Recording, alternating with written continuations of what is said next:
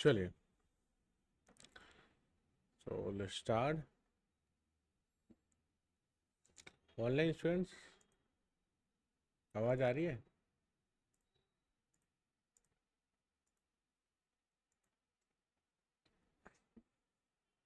Okay,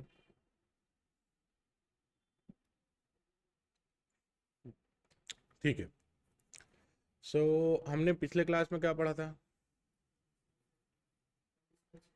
conditional statement में सारे task बन गए, कंप्लीट। आगे बढ़े। ओके,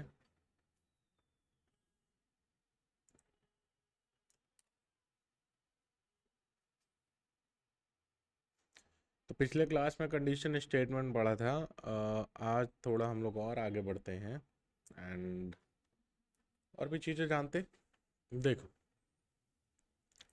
माइक्रोसॉफ्ट एक्सेल के अंदर आपको बहुत सारे फीचर्स मिलेंगे स्टार्टिंग से ही। जब आप एक ब्लैंक वर्कबुक के साथ काम करते हो तो आपको स्टार्टिंग से ही कंडीशनल फॉर्मेटिंग वाले ऑप्शंस देख लिया आपने, इंसर्ट, फॉर्मेट एंड ऑल। इस तरीके से कई ऑप्शंस आपको इंसर्ट में, ड्रॉ में, पेज लेआउट में, फार्मूलाज में, डेटाज में, रिव्यूज में एंड व्यूज में, डेवलपर्स में, पावर पिवट में एंड सो ऑन। इस तरीके से बहुत सारे ऑप्शंस और प्रीडिफाइंड बिल्ट इन फंक्शनैलिटीज आपको एक्सेल में मिलते हैं। अब इन फंक्शनैलिटीज को कैसे यूज किया जाए, ठीक है, एक एक करके समझेंगे हर एक फंक्शनैलिटीज को। देखिए, सबसे पहले हम लोग यहाँ क्लिपबोर्ड का एक फंक्शनैलिटी है, इसको समझते हैं। क्लिपबोर्ड के अंदर आपको कट करना, पेस्ट करना, कॉपी करना, फॉर्मेट पेंटर का एक ऑप्शन मिलता है आपको, ठीक है। Okay, done. तो यहाँ पर आपको देखोगे कि आपको एक पूरे के पूरे ऑप्शंस मिल रहे हैं, like copy paste, copy as a picture, again यहाँ फॉर्मेट पेंटर का, यहाँ पे कट करने का, यहाँ पे पेस्ट करने का। तो सारे ऑप्शंस आपको यहाँ पर मिलते हैं। ओके, अब मैं चाहता हूँ कि मैं इन सब ऑप्शंस को एडवांस लेवल पे, देखो ये नॉर्मल वाली कॉपी पेस्ट तो है ही, साथ ही साथ एडवांस वाला भी है एक्सेल के अंदर। जैसे आप सोच रहे हो कि यहाँ पे सर कुछ वैल्यू लिख दिया हमने 120, 130, या फिर यहाँ पे लिख दिया मान लो 100, और मैं चाह रहा हूँ कि इन दोनों को एक साथ यहाँ से क्या कर लिया जाए, कट कर लिया जाए। तो आप डायरेक्ट यहाँ से कट कर सकते हैं कुछ इस तरीके से, और यहाँ पर लाकर पेस्ट कर सकते हैं कुछ इस तरीके से। लेकिन इसके अलावा भी बहुत सारे ऑप्शंस हैं जो आप यहाँ पर कर सकते हैं आसानी से, ठीक है। Okay, clear? जैसा नो, डन है। देखिए, तो अगर मान लीजिए कि मैं यहाँ पर इसको, देखो ये एक ऑप्शन है कॉपी करने का, तो कॉपी किया मैंने, और मैं चाहता हूं कि यहाँ पर वो पेस्ट हो लेकिन 120 के बाद 100 आए। समझ रहे हो? मैं अभी 100 कैसा है, वर्टिकल ओरिएंटेशन में, बट मैं पेस्ट करना चाहता हूं कुछ स्पेशल ओरिएंटेशन के अंदर। तो यहां पर पेस्ट के जगह पे पेस्ट स्पेशल पे आप जा सकते हैं, और यहां पर आप बता सकते हैं कि आपको ट्रांसपोज बेसिस पे क्या करना है, पेस्ट करना है। तो ट्रांसपोज करके क्या कर दिया जाएगा, पेस्ट कर दिया जाएगा। अब जिनको भी ट्रांसपोज के बारे में नहीं पता है, समझ लीजिए कि अगर आपकी वैल्यू इस तरीके से है तो वो इस तरीके में हो जाए, उसको हम बोलते हैं ट्रांसपोज करना, ठीक है। और अगर आपकी वैल्यू इस तरीके की है और आप इस तरीके में पेस्ट करना चाहते हैं तो भी हम इसको क्या बोलते हैं, ट्रांसपोज करना, ठीक है। ट्रांसपोज का मतलब होता है कि कॉलम को रो में, रो को कॉलम में कन्वर्ट कर देना, दैट इज कॉल्ड ट्रांसपोज, ठीक है। Done, clear? तो पेज स्पेशल में आपको ट्रांसपोज के भी ऑप्शंस मिल जाएंगे। इस तरीके से कई ऑप्शंस आपको मिल जाएंगे। तो कल को होकर अगर मान लो कि हमारे पास में यहाँ पर कुछ वैल्यूज आती हैं, जैसे कि AVINSH, एक सेकंड ना,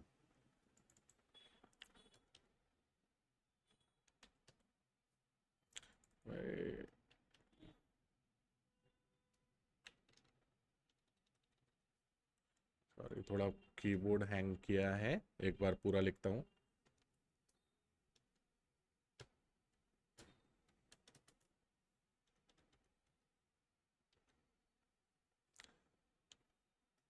ये पता नहीं कीबोर्ड क्यों हैंग करने लग गया, एक सेकंड ना।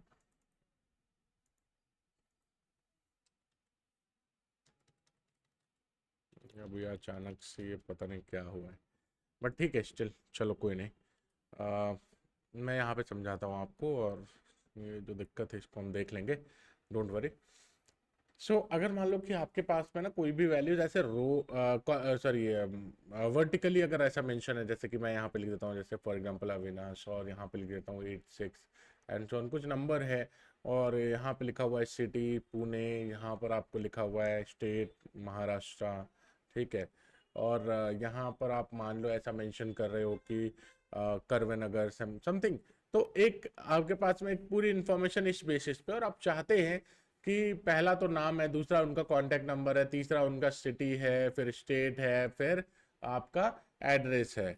तो अगर आप लोकेलिटी है मतलब, तो अगर आप इसको इस बेसिस पे स्टोर करते हैं तो सबसे पहला कॉलम क्या आएगा, नेम का, फिर आएगा कॉन्टैक्ट का, इसके बाद आएगा सिटी का, इसके बाद आएगा स्टेट का, है ना, और इसके बाद आएगा लोकेलिटी का। तो मेनली कहने का मतलब ये है कि आप इन डेटा को, इस डेटा को आप ट्रांसपोज वे में पेस्ट कर सकते हैं, जिसका एक मल्टीपल कॉलम्स क्रिएट हो जाएंगे, है ना। और जब भी आपके पास डेटा इस तरीके का मिले, हर बार मिले, जब आगे हम लोग वीबीए पढ़ेंगे, हम लोग आगे मैक्रोस पढ़ेंगे, तो वहां पर ऑटोमेटिकली फॉर्म हम लोग बनाएंगे ताकि लोग वहां पर एंटर करें और वो डेटा का टेबल बनते चला जाए, ठीक है। तो वहां पे भी हम लोग देखेंगे ये सारी चीजें। तो कॉपी पेस्ट करना तो आता है। शॉर्टकट्स की बात कर लें, कॉपी पेस्ट कैसे करते हैं शॉर्टकट्स में, बताओ।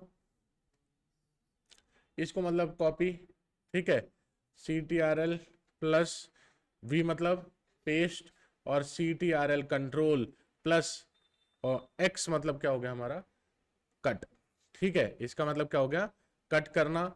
सिलेक्ट करने के बाद अगर आपने कंट्रोल X किया तो उतने एरिया को कट करेगा, और कंट्रोल V किया तो वहां पर पेस्ट होगा, और कंट्रोल C किया तो वहां पर सिर्फ और सिर्फ कॉपी होगा। तो कॉपी और कट में क्या डिफरेंस है कि कट में वो डेटा को हटा देता है वहां से, और पूरा का पूरा कट करके ले जाता है वहां से, है ना। तो जो लैपटॉप चला चुके हैं उनको तो आइडिया ही होगा कि भाई किस तरीके से क्या होता है उसके अंदर। Yes no, clear, online student clear, yes no. चलिए, अगर यहाँ तक क्लियर है तो आपको कट कॉपी पेस्ट यानी कि समझ में आता है। अब हम लोग आगे बढ़ सकते हैं, ठीक है, इतना कुछ बड़ी चीज नहीं है। इसके बाद आता है फॉन्ट। अब देखो फॉन्ट के बारे में भी हम लोग थोड़ा समझते हैं, फॉन्ट के बारे में भी आइडिया ले लेते हैं। ये मैं एक्सेल के पॉइंट ऑफ व्यू से बता रहा हूँ, data analysis point of view से अभी तक हमने कुछ भी स्टार्ट नहीं किया है, सच बोले तो। कंडीशनल फॉर्मेटिंग के अलावा कुछ भी हमने data analysis point of view से नहीं पढ़ा है। हम लोग उसको दोबारा पढ़ेंगे कंडीशनल फॉर्मेटिंग को, नो डोंट वरी। बट हम लोग data analysis point of view से नहीं स्टार्ट किया अभी तक। आपको एक स्टार्ट ही मिल रहा है एक्सेल के अंदर, 2-3 क्लास से लगातार टेबल रेंज एंड ऑल ये सब चीजें जो आपको बताई जा रही हैं, बस एक्सेल में आप कॉन्फिडेंट फील करो जब हम पढ़ें एक्सेल, इसलिए बताई जा रही हैं। और इसके अलावा कोई भी ऐसा नहीं है कि हमने डेटा एनालिसिस के सिलेबस एक्सेल में स्टार्ट करें, वो हम स्टार्ट करेंगे, ठीक है, अभी भी स्टार्ट नहीं किया हमने। फॉन्ट की बात करें तो फॉन्ट हमारा क्या है, जब भी हम कोई भी वैल्यू लिखते हैं तो हम ऑब्वियसली जब भी हम कोई वैल्यू लिखेंगे, चाहे वो नंबर्स हो या टेक्स्ट हो या फिर हमारा डेट वैल्यू हो या फिर किसी भी टाइप की वैल्यूज हो, ठीक है। तो अगर न्यूमेरिक है तो भी अगर हम मान लो 101 लिख रहे हैं तो हमें लिखने का एक तरीका, एक स्टाइल है इस टेक्स्ट का, है ना। जब आप 1 लिख रहे हो तो 1 भी अलग तरीके से लिखे जा सकते हैं, अलग अलग तरीके से।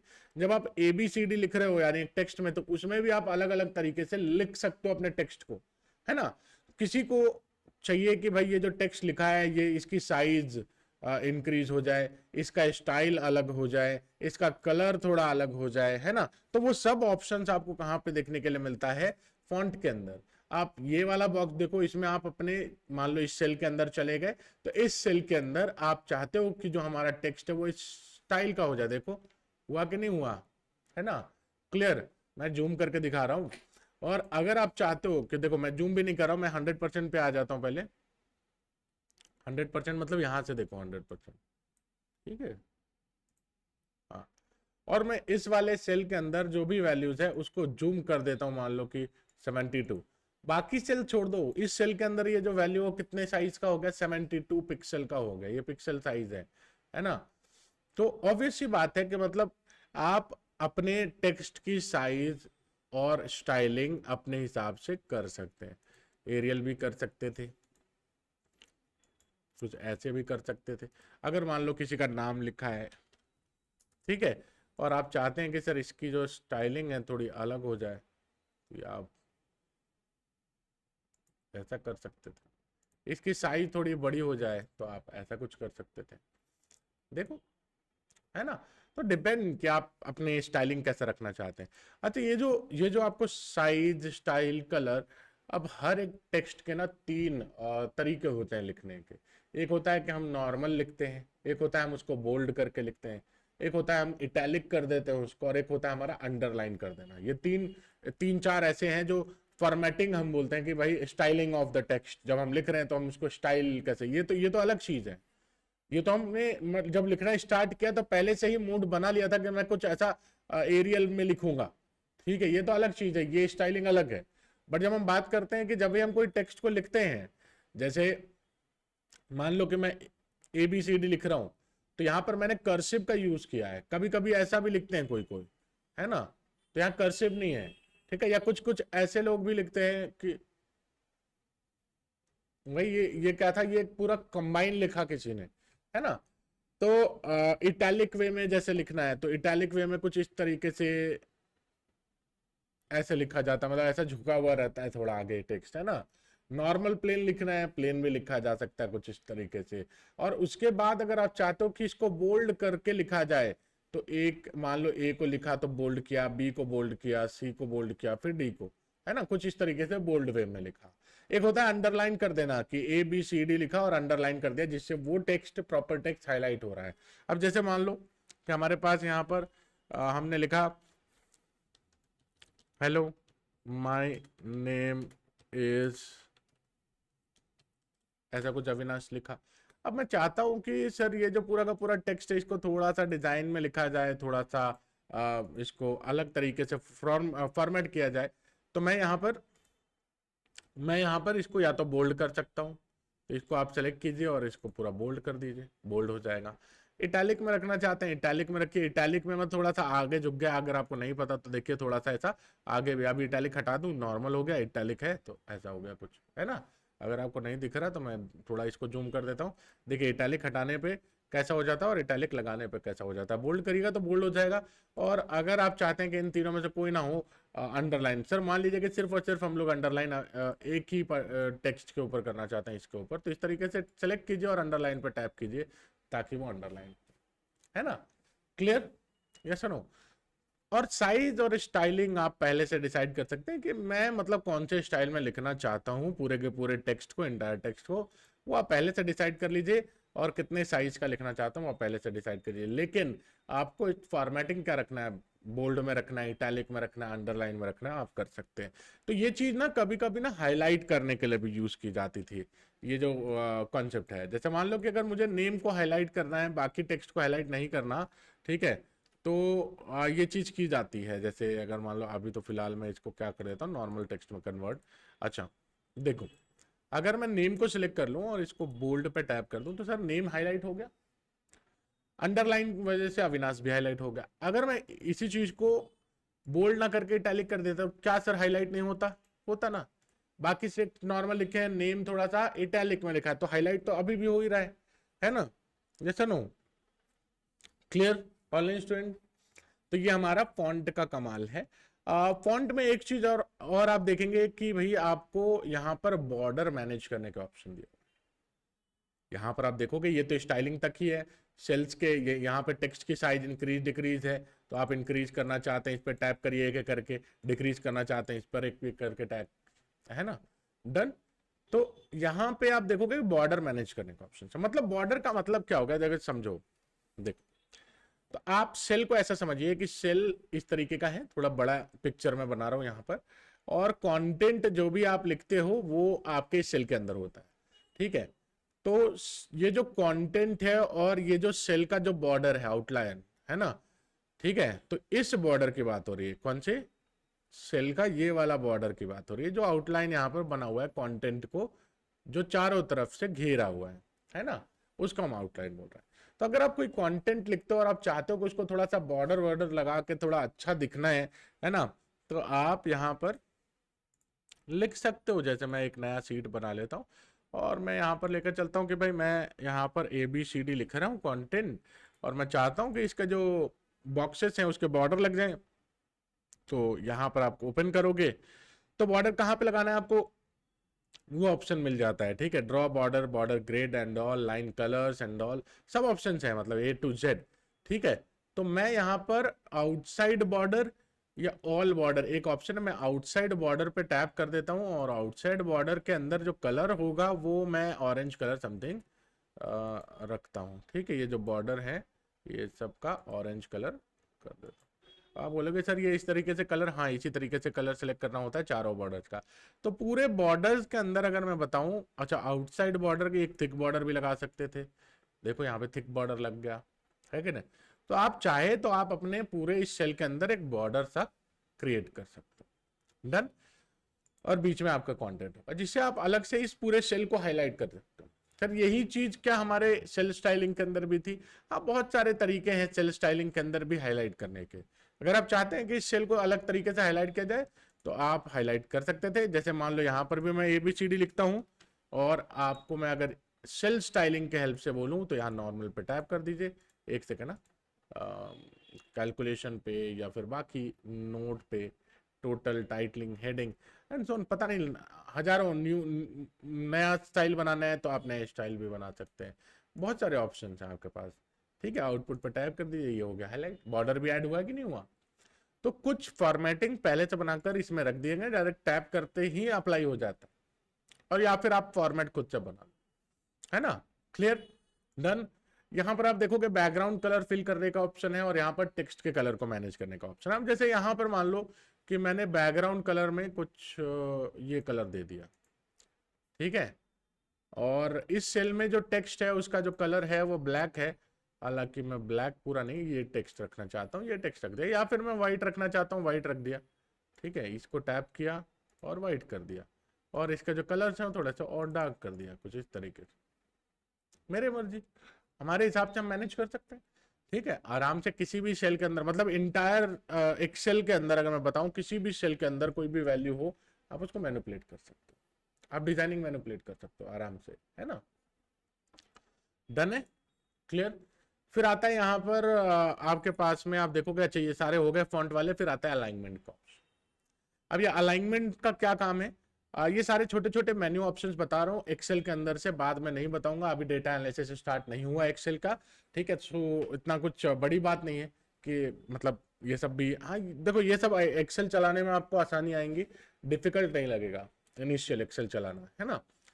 तो यहाँ पर देखो अलाइनमेंट की बात है, यानी कि ये जो वैल्यू है वो कैसे अलाइन होगी, मैं आपको दिखा देता हूँ कि आप चाहे तो आप इसकी हाइट भी कभी कभार बड़े करोगे, ठीक है, आप चाहे तो आप इसकी विड्थ भी कभी कभार ज्यादा करोगे। अब आपकी वैल्यू कहाँ पे दिख रही है? इस पूरे बॉक्स में सबसे नीचे, है ना।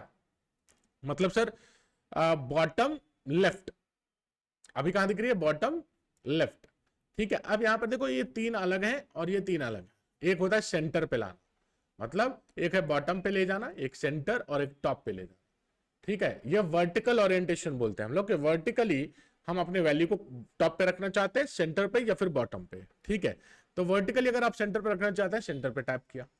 फिर आता है हॉरिजॉन्टली, अगर आप यहां लेफ्ट में रखना चाहते हैं लेफ्ट में, राइट में रखना चाहते हैं राइट में, अगर सेंटर पे रखना चाहते हैं सेंटर, है ना। तो इस तरीके से आप देखेंगे ये दोनों सेंटर ऑप्शन है, ये वर्टिकल ओरिएंटेशन का और ये हॉरिजॉन्टल ओरिएंटेशन। क्लियर, ऐसा नो। इसके बाद आता है यहाँ पर हमारे पास में एंगल, जो है क्लॉकवाइज, कुछ इस तरीके से आपका एंगल बनकर तैयार हो जाता है, ठीक है, कुछ ऐसा। डन। जैसे मैं बताता हूँ आपको, कभी कभी क्या होता है कि हम लोग नेम वगैरह बहुत बड़े बड़े लिख देते हैं, जैसे full name, name and all. तो हम लोग चाहते हैं कि वो जो कॉलम नेम है ना थोड़ा सा एंगल रोटेशन में काम करे। जैसे यहाँ पर मैं टैप कर दूं तो ये कुछ इस तरीके से हो जाता है, ऐसे लिखा होता है ना। और आप लोगों ने कभी कभार तो लिखा होगा अपने जीवन में ऐसे कुछ करके हेडिंग्स, कॉलम नेम्स को, थोड़ा अच्छा दिखता है स्टाइलिंग के पॉइंट ऑफ व्यू से, तो आप भी कर सकते हो। और इसके बाद अगेन आपके पास में क्लॉक एंटी क्लॉकवाइज भी ऑप्शन था। इसके बाद आप वर्टिकल भी लिख सकते थे कुछ इस तरीके से, और इसके पास आपको और भी option like rotate text up, कुछ इस तरीके से भी आप कर सकते थे, और रोटेट टेक्स्ट डाउन, ऐसा भी कुछ कर सकते हैं। और अलाइनमेंट आप अपने हिसाब से लाइक ऐसा भी लिख सकते थे, देख रहे हो, है ना। तो आपके हिसाब से आप जैसा करना चाहें आप वैसा कर सकते हैं। फिलहाल के लिए ज्यादातर यही यूज होता है, इसलिए मैंने बता दिया। Done, clear, yes no. इसके बाद एक इंडेंट आता है, जैसे मान लीजिए कि ABCD मैंने यहाँ पे लिखा, और मैंने यहाँ पर इसको बोला कि भाई थोड़ा, एक सेकंड ना, देख। अब आप बोलोगे सर ये हो क्या रहा है? एक्चुअली कुछ नहीं, इसको मैं राइट की तरफ मूव कर रहा हूँ, ठीक है। इंडेंट मतलब स्पेस, वाइट स्पेस ऐड करना, ठीक है।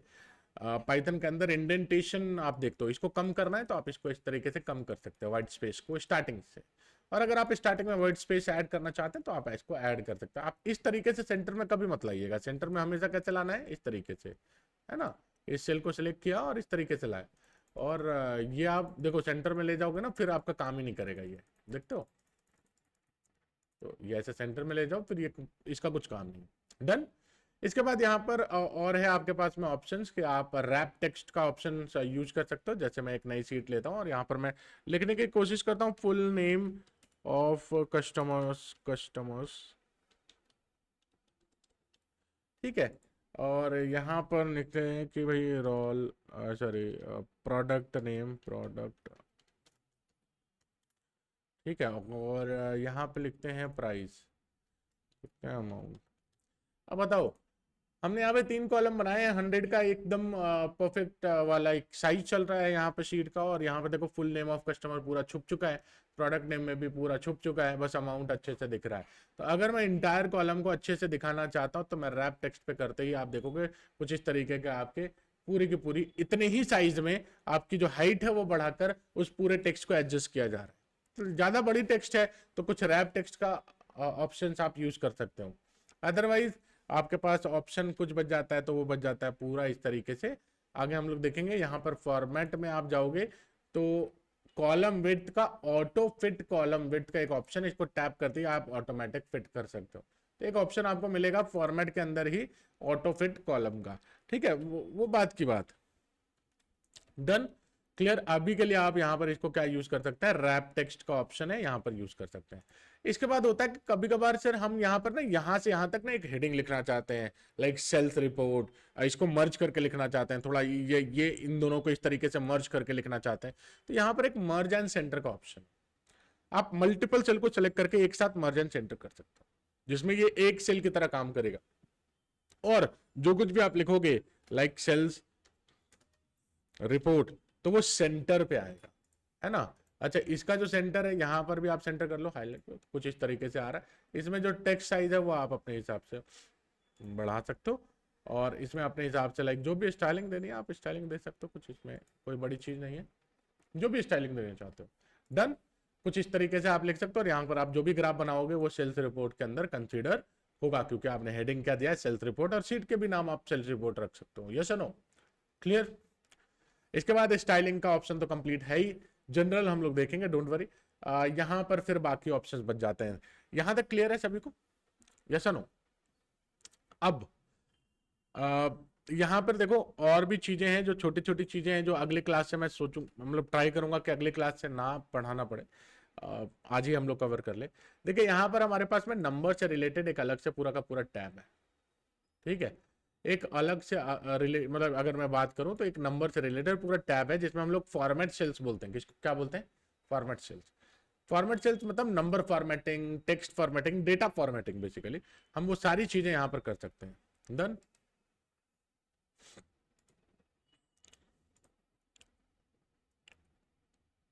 डन है, क्लियर। अच्छा, यहां पर आप देखोगे सबसे स्टार्टिंग में कुछ करेंसी के ऑप्शन, कुछ परसेंटेज के ऑप्शन, कुछ कॉमा के ऑप्शन, है ना। ये सब ऑप्शन है आपके पास। इसमें देखोगे तो आप यहाँ पे डिक्रीज करना, डेसिमल्स वगैरह के ऑप्शंस, और यहाँ पर बहुत सारे ऑप्शंस और भी हैं। डन। अब होता कब है यूज, देखो अगर मैं यहाँ पर कुछ लिखूं, जैसे मैं लिखता हूं ABCD, सर ये एक नॉर्मल वैल्यू है, ठीक है। ये यहाँ पे क्या दिखा रहा है, जनरल वैल्यू है, ठीक है। अगर मैं मान लो यहाँ पे लिखता हूँ कि 1, ये कुछ ऐसा लिखता हूँ, अगर ये नॉर्मल वैल्यू होता तो ठीक है, वो जनरल दिखा रहा है, बट सर ये नॉर्मल वैल्यू नहीं है, एक करेंसी को रिप्रेजेंट कर रहा है और इंडियन रुपीज को रिप्रेजेंट कर रहा है।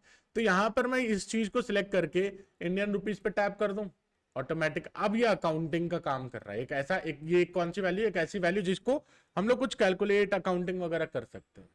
Okay, clear, yes no, clear है यहां तक। हेलो,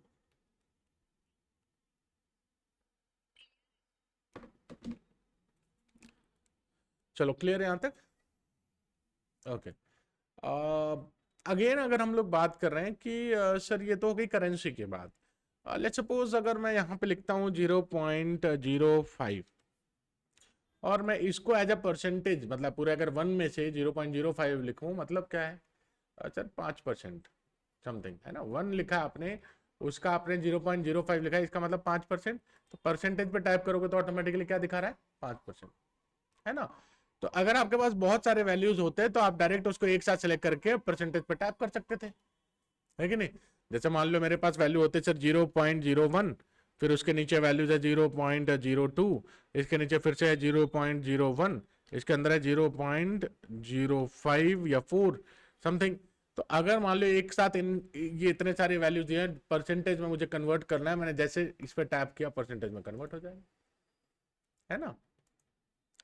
अगेन यहां पर कॉमा स्टाइलिंग, अब जैसे कोई नंबर आप लिखते हो और बहुत बड़ा नंबर आप लिखते हो और आप चाहते हो कि ये ना ही करेंसी है ना ही कुछ, बट पढ़ने में आसान लगे, ठीक है, तो उसको आप कॉमा से सेपरेटेड ऐसा कुछ कर देते हो ताकि वो पढ़ने में आसान हो जाए। और अगर आप अकाउंटिंग नहीं भी करना चाहिए, करेंसी नहीं है लेकिन हो सकता है ना सर क्वांटिटी हो, अब क्वांटिटी बहुत ज्यादा बिका है कोई प्रोडक्ट, तो उसको ऐसे कॉमा में तो लिखना पड़ेगा ना, हमें पता तो होना चाहिए कि अप्रॉक्स कितने लाख है ना, कितने करोड़ है, ये सर नो। तो ये कॉमा से इजी हो जाता है हमारे लिए। इसके बाद और भी बहुत सारी चीजें हैं, जैसे कि अगर आप 34 पॉइंट समथिंग 89 एंड ऑन कुछ है वैल्यूज आपके पास, आप चाहे तो आप इसकी डेसिमल वैल्यूज बढ़ा सकते हैं यहाँ से, आप चाहे तो इसके डेसिमल वैल्यूज यहाँ से घटा सकते हैं, आपको जैसा चाहिए वैसा आपको यहाँ पर आप रख सकते हो, ठीक है। यहाँ पर डेसिमल घटाना डेसिमल बढ़ाना ये दोनों ऑप्शन आपको मिल जाते हैं। अब यहाँ पर एक चीज और है कि अगर आप डेट लिखते हो, जैसे मैं यहाँ पे लिखता हूँ मान लो 20 नवंबर 2025, ठीक है, तो ऑटोमेटिकली देखो डेट फॉर्मेट आ रहा है और मैं चाहता हूं कि इस डेट फॉर्मेट को थोड़ा कन्वर्ट किया जाए अलग डेट में, जैसे लॉन्ग डेट में 20 नवंबर 2025, तो कुछ इस तरीके से आप कन्वर्ट कर सकते हो। यहां पर जाओ और या फिर मोर नंबर इसमें जाकर डेट में जाकर आप यहां से देख भी सकते हो कि कौन सा फॉर्मेट आपको पसंद आ रहा है। आपको ये फॉर्मेट पसंद आ रहा है, इस पे टैप करो, ऑटोमेटिकली ये भी बताएगा कि थर्सडे है, फ्राइडे है, क्या है, वो सब बताएगा। Okay, clear. तो आप अपनी फॉर्मेटिंग यहां से कर सकते हो कि उस पर्टिकुलर डेट को आप कैसा दिखाना चाहते हो, कैसा प्रेजेंट कराना चाहते हो, है ना। क्लियर, जैसा नो ऑनलाइन स्टूडेंट, बहुत बेसिक सी चीज थी। कंडीशन फॉर्मेटिंग ऑलरेडी बता रखा है आप लोगों को। अब बताता हूं इंसर्ट और डिलीट और फॉर्मेट, ठीक है। इंसर्ट का काम क्या है, अगर मान लो कि आपने कुछ ऐसा नेम और रोल नंबर ऐसा कुछ आपने पहले से कॉलम बना रखा है, रिजल्ट आपने पहले से कॉलम बना रखा है और आपने डिसाइड किया कि यार ये टेबल बनाने से पहले उसके ऊपर मुझे यहाँ पर इस टेबल की इंफॉर्मेशन लिखनी है, मतलब इस टेबल के इंफॉर्मेशन की स्टूडेंट टेबल है काइंड ऑफ अच्छे से लिखनी है ताकि वो दिखे हमारे एक्सेल शीट में। तो मेरा यहाँ पर क्या मोटिव क्या है कि सर जब हम ये टेबल बना रहे हैं यहाँ से यहाँ तक, ठीक है, जैसे मैं यहाँ पे कंट्रोल टी पे प्रेस करता हूँ, माई टेबल है हेडर, ओके करता हूँ। अब मैं चाहता हूँ कि इस टेबल के ऊपर हमारे पास एक ऐसा ऑप्शन क्रिएट हो जाए जहां पर मतलब स्पेस क्रिएट हो जाए जहां पर हम लिखकर ये चीज बता पाए कि ये टेबल किस चीज के बारे में है ना। तो मुझे इस रो के ऊपर एक और रो इंसर्ट करना है, तो यहां पर आप होम सेक्शन में आ जाओ, रो को सिलेक्ट करने के बाद पहले रो सिलेक्ट कर लो, होम सेक्शन में आओ और इंसर्ट में जाओ और इंसर्ट सीट रो पे टैप कर दो, ऑटोमेटिकली एक रो ऐड हो गया। अगेन आप अगर सीट रो को ऐड करोगे एक और सीट रो ऐड हो जाएगा। इससे हुआ क्या कि आपको ऊपर में स्पेस मिल गया। अगर आपको और स्पेस चाहिए तो आप और स्पेस यहाँ पर इंसर्ट पे टैप करके डायरेक्टली भी आप यहाँ पे ले सकते थे, और कुछ आपको अगर चाहिए तो यहाँ पर आप लिख सकते थे लेट्स सपोज स्टूडेंट टेबल, ठीक है। और आप इसको अपना जो भी कलर्स वलर्स जो भी आप प्रोवाइड करना चाहते हैं, व्हाइट कलर ब्लैक कलर जो भी आप रखना चाहते हैं आप अपने हिसाब से रख सकते हैं। इसकी जो डिजाइनिंग बाकी हमने अभी तक देखी है वहां तक आप जो करना चाहते हैं आप कर सकते हैं, यस और नो, क्लियर। डिलीट करना चाहते हो तो उस पर्टिकुलर सेल को सिलेक्ट कर लो, रीड रो को, और डिलीट पे टाइप कर दो, ऑटोमेटिक डिलीट हो जाएगा, ठीक है। यही चीज यहां पर भी कर सकते थे कि अगर मैंने एक डेटा रखा है और लगातार डेटा रख दिया और किसी स्टूडेंट का डेटा भूल गए ऐड करना, तो यहां पर डायरेक्ट इंसर्ट पर टैप करेंगे और एक और रो इंसर्ट हो जाएगा। तो जैसे मैं दिखा देता हूं आपको, मान लो कि मैंने ABCD लिखा, एक इंसान एक स्टूडेंट का नाम और WER लिखा, लेकिन ABCD और WER के बीच में एक और स्टूडेंट रह गया मेरा, तो मैं यहाँ पर 6 को सिलेक्ट कर लूंगा और मैं बोलूंगा इंसर्ट करना मुझे रो, और यहाँ पर मैं लिख दूंगा QRT समथिंग जो भी नाम हो, ठीक है, वो मैं ऐड कर सकता हूं। तो इस तरीके से हम डेटा को वापस से ऐड भी कर सकते हैं। एक ऑप्शन है हमारे पास इंसर्ट और डिलीट का। अच्छा, अगर मैंने कॉलम सेलेक्ट किया और इंसर्ट पे टैप किया तो एक नया कॉलम मिलेगा, अगर रो सेलेक्ट किया और इंसर्ट पे टैप किया तो एक रो मिलेगा। दैट्स इट, सिंपल है, बहुत बेसिक सा एकदम ये है। अगर कॉलम सेलेक्ट किया, डिलीट पे टैप किया तो कॉलम डिलीट होगा, और अगर रो सेलेक्ट किया और डिलीट पे टैप कर दिया तो डिलीट हो जाएगा रो। अगेन फॉर्मेट के अंदर आते हैं, हमारे पास में सेल की साइज, अगर मान लो कि सेल की साइज इंक्रीज करनी है, हाइट उसका एडजस्ट करना है, वो कर सकते हैं। कॉलम विड्थ को एडजस्ट करना, वो कर सकते हैं। अभी मैंने करके भी दिखाया था, ठीक है। अगर मान लो कि आप बहुत ज़्यादा ये लिखते हो, है ना, डन, और इसके बाद में कुछ वैल्यू लिखी हुई है, आप चाहते हो कि इसकी जो विड्थ है वो एडजस्ट हो जाए, तो आप यहाँ पर फॉर्मेट पे कॉलम की विड्थ एडजस्ट करना है, ओके करो, ठीक है, एक सेकंड। तो यहाँ पर ऑटो फिट हो जाते हैं, ठीक है। आप चाहो तो आप अपने हिसाब से कॉलम विड्थ को भी ऑटो के जगह पे नॉर्मल भी अगर आप मैनेज करना चाहते हो तो आप मैनेज कर सकते हो। मान लो विड्थ अगर मान लो मैं रखना चाहता हूँ सिर्फ 20, तो फिक्स करके रख सकते हो 29 तक। इसके बाद का वैल्यू नहीं दिख रहा, लेकिन 29 तक दिख रहा है। पिक्सल की बात कर रहा हूँ, ठीक है। जैसे देखो यहाँ पर मैं आपको, देखो अभी कितने पिक्सल दिख रहा है, 28, 29। ऊपर में देखो विथ 29.64 जो भी हो, ठीक है, वो वैल्यू दिख रही है, वही वो वैल्यू की बात कर रहा हूँ, है ना, डन। तो वो आप अपने हिसाब से मैनेज कर सकते हो, डन है, क्लियर। इसके बाद और क्या क्या ऑप्शंस मिलते हैं फॉर्मेट के अंदर, तो आपको विजिबिलिटी, आप चाहते हो कि आप हाइड कर दो किसी चीज को, तो जैसे आप इसको सिलेक्ट कर लो, हाइड रो पे टैप कर दो, रो हाइड हो जाएंगे। लेकिन यहां पर ऐसा नहीं कि पता नहीं चलेगा, 2 के बाद सीधा 4 नंबर आ रहा है, डायरेक्ट आइडिया लग रहा है कि सर कुछ तो हाइड हुआ है, ठीक है। आप अनहाइड करना चाहते हो, अनहाइड रो पे टैप कर सकते हो। आप कॉलम को हाइड करना चाहते हो, कॉलम को भी हाइड कर सकते हो, हाइड कॉलम, अनहाइड कॉलम, दोनों ऑप्शन है। सीट का रिनेम करना चाहते हो, कर सकते हो। मूव और कॉपी सीट, एक जगह से दूसरी जगह पे मूव करना चाहते हो कॉपी करके सीट को, वो भी कर सकते हो। टेक्स्ट के कलर आप यहां से मैनेज कर सकते हो, एंड सॉरी टैब के, ठीक है। तो टैब का जो भी कलर होगा आप अपने इधर से मैनेज कर सकते हो। जैसे मान लो मैंने यहाँ पर रेड टैब कर दिया, तो इस सीट का टैब कलर जो रहता है वो मैनेज हो गया। अगेन यहाँ पर प्रोटेक्ट सीट होता है, एक होता है लॉक सीट और एक होता है फॉर्मेट सेल, ठीक है। प्रोटेक्ट सीट पर गए और आप ये बता सकते हो कि आप अपना एक पासवर्ड दे दो जिससे वो अनप्रोटेक्टेड हो जाएगा वापस से, जिसने भी लिखा। तो मैं यहाँ पर एक पासवर्ड लिख देता हूँ, अपना नाम ही लिख रहा हूं मैं यहाँ पे सिंपल, और मैं ये बोल रहा हूँ कि ये जो पूरी की पूरी वर्कशीट रहेगी इस सीट के अंदर, इस सीट की बात कर रहा हूँ मैं, सीट 6 की। तो यहाँ पर select locked cell, unselect unlocked cell के अलावा कोई ऑप्शंस मैंने नहीं दिया है, बाकी कुछ भी नहीं कर सकता वो। जैसे मैं ओके करूंगा, उसने बोला फिर से एंटर करो, तो मैंने फिर से एंटर किया और ओके किया, तो फिर हमारा ये पूरा फंक्शनैलिटी देखो लॉक हो गया है, सिवाय एक चीज की, भाई हाइड अनहाइड, कुछ हाइड करना हो या जैसे अनप्रोटेक्ट सीट करना हो तो डन। लेकिन यहां पर आते ही पूरा ऑप्शन दिख रहा है आपको, लेकिन इस सीट में आते ही पूरा ऑप्शन नहीं दिख रहा।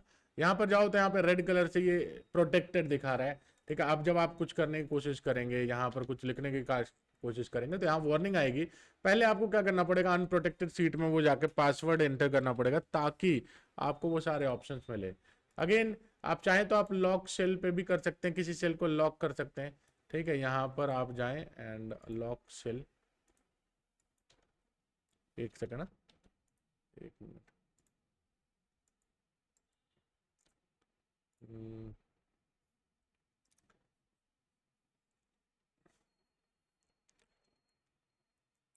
अच्छा, ओके। सो अगर मान लो कि मैं प्रोटेक्टेड में भी अगर ऐसा कुछ करना चाहता हूँ कि इस सेल को लॉक करना चाहता हूँ यहाँ से यहाँ तक की जगह को, तो मैं प्रोटेक्टेड सीट में भी लॉक सेल का यूज कर सकता हूँ, और प्रोटेक्टेड सीट का, जिसमें क्या होगा कि आप पासवर्ड वगैरह एंटर कर सकते हैं, ताकि अ, वो लॉक कर दिया जाए, है ना। और तो आप यहाँ पे एंटर कर पा रहे हैं, ठीक है, यहाँ पे एंटर नहीं कर पा रहे हैं, देखें। तो एक लॉक सेल में होता है कि भाई यहाँ तक आप अलाउ कर रहे हो, बाकी यहाँ पर आप अलाउ नहीं कर रहे हो, है ना, डन। तो अगर आप किसी इंप्लॉय को दे रहे हो अपना पूरा सेट, तो भाई यहाँ से यहाँ तक सेलेक्ट कर ले कि यहीं पे डेटा भरना है, उसके अलावा वो कुछ कर ही नहीं सकता, और एंटर के अलावा कुछ कर ही नहीं सकता, क्योंकि सारे ऑप्शन क्या कर दिए आपने, हाइड कर दिए। तो कुछ डेटा यहाँ से उठाकर लेके जा सकता है क्या,